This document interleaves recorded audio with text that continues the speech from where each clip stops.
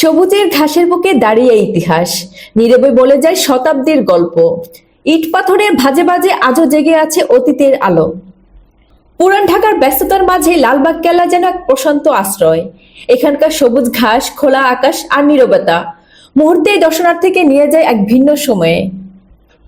১৬৭৮ খ্রিস্টাব্দে মুঘল সম্রাট আওরঙ্গজেবের পুত্র শাহজাদা আজম বাংলার সুবাদার থাকাকালীন এই দুর্গ নির্মাণের সূচনা করেন। যদিও লালবাগ কেল্লা কখনো অসম্পূর্ণ হয়নি, তবুও ইতিহাসে তার অবস্থান অটল ও অনন্য। মুঘল স্থাপত্য শৈলীর নিখুঁত ভারসাম্য, সমমিতি, সরলতা আর সৌন্দর্য, প্রতিটি দেয়াল, প্রতিটি রেখা একটি সময়ের লক্ষ্য বহন করে।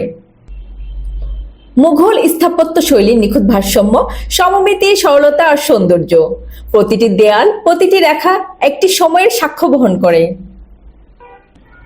এই দুর্গের ভিতরে অবস্থিত ৩ গম্বুজ বিশিষ্ট লালবাগ কেল্লা মসজিদ। ৩৫০ বছর পেরিয়ে গেলেও এখানে আজও আদায় হয় নামাজ। ইতিহাসে এখানে শুধু দেখা যায় না, এখানে তা অনুভব করা যায়। লালবাগ কেল্লা কেবল অতীতের গল্প নয়, এটি বর্তমানের সঙ্গেও জীবন্ত।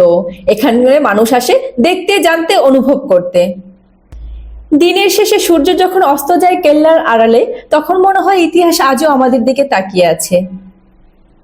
লালবাগ কেল্লা শুধু একটি স্থাপনা নয়, এটি বাংলাদেশের পরিচয়, ইতিহাস, সবুজ আর নীরবতার এক চিরন্ত মিলন। ভিডিওটি ভালো লাগলে লাইক দিন, চ্যানেলটি সাবস্ক্রাইব করুন আর বাংলাদেশের ইতিহাসকে বিশ্বের সামনে তুলে ধরতে আমাদের সঙ্গে থাকুন।